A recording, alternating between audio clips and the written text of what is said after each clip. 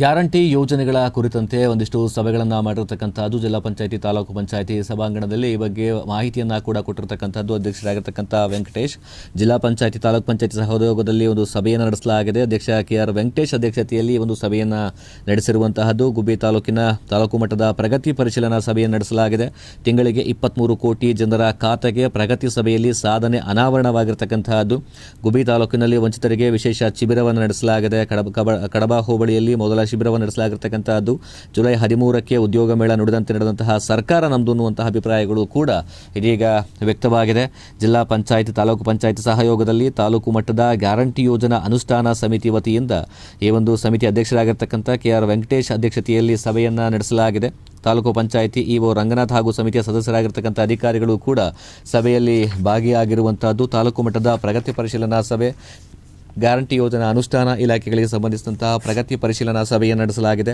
April 2026ರ ಮಾಹೆಯಲ್ಲಿ ಪ್ರಗತಿ ಪರಿಶೀಲನೆ ತಾಲೂಕು ಪಂಚಾಯಿತಿ ಸಾಮರ್ಥ್ಯ ಸೌಧದ ಕಚೇರಿಯಲ್ಲಿ ಈ ಒಂದು ಸಭೆಯನ್ನು ನಡೆಸಲಾಗಿರುವಂತಹದ್ದು. ಗ್ಯಾರಂಟಿ ಯೋಜನಾ ಅನುಷ್ಠಾನ ಕುರಿತು ಕಾರ್ಯಕ್ರಮದ ಬಗ್ಗೆ ಸಂತಸವನ್ನು ಇದೀಗ ವ್ಯಕ್ತಪಡಿಸಲಾಗಿದೆ.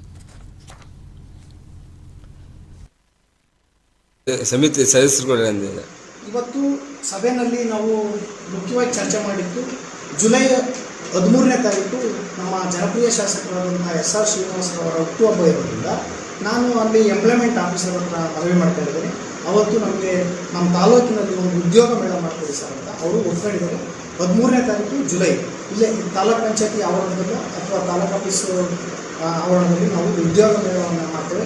ಇದನ್ನು ಯುವಕ ಮಿತ್ರರೆಲ್ಲರೂ ಸಹ ಇದನ್ನು ಸದುಪಯೋಗಪಡಿಸಬೇಕು. ಒಂದು ಆಮೇಲೆ ಕಡಬ ಹೋಬಳಿನಲ್ಲಿ ಡೇಟ್ ನಿಗದಿ ಮಾಡಿ ಯುವ ಸಾಹೇಬರು ಮತ್ತು ನಮ್ಮ ಸದಸ್ಯರು ನಾವೆಲ್ಲ ಸೇರಿ ಒಂದು ನಿಗದಿ ಮಾಡಿ ದಿನಾಂಕವನ್ನು ಗ್ಯಾರಂಟಿ ಯೋಜನೆಗಳ ಒಂದು ಶಿಬಿರವನ್ನು ಆಯೋಜನೆ ಮಾಡಿ ಹೋಬಳಿ ಮಟ್ಟದಲ್ಲಿ ಮಾಡಿ ಏನು ಯಾವ್ಯಾವ ಫಲಾನುಭವಿಗಳಿಗೆ ನಮ್ಮ ಹಣ ಸರ್ಕಾರದ ಯೋಜನೆ ತಲುಪಿಲ್ಲ ಅದನ್ನು ಸಭೆಯಲ್ಲಿ ಶಿಬಿರದಲ್ಲಿ ಮನವರಿಕೆ ಮಾಡಿಕೊಟ್ಟು ಎಲ್ಲರಿಗೂ ಸಹ ನಮ್ಮ ಯೋಜನೆಗಳು ತಲುಪುವಂಥ ಒಂದು ಕಾರ್ಯಕ್ರಮವನ್ನು ಹಮ್ಮಿಕೊಳ್ಳಿ. ಅಲ್ಲ, ಏನು ಯಾವ ಥರ ಮಾಡ್ತೀರಾ? ಬರೀ ಹೋಬಳಿ ಮಟ್ಟದಲ್ಲೇ ಮಾಡ್ತೀರಾ? ಹೋಬಳಿ ಮಟ್ಟದಲ್ಲಿ ಕಾರ್ಯಕ್ರಮ ಮಾಡಿ ಆ ಹೋಬಳಿಯ ಜನಾಂಗ ಮತ್ತು ಗ್ರಾಮ ಪಂಚಾಯತಿ ವ್ಯಾಪ್ತಿಯಲ್ಲಿ ಯಾರ್ಯಾರಿಗೆ ಸೌಲಭ್ಯ ತಲುಪಿಲ್ಲ, ಶಕ್ತಿ ಯೋಜನೆ ಇರ್ಬೋದು, ಗೃಹ ಜ್ಯೋತಿ ಇರ್ಬೋದು, ಮತ್ತು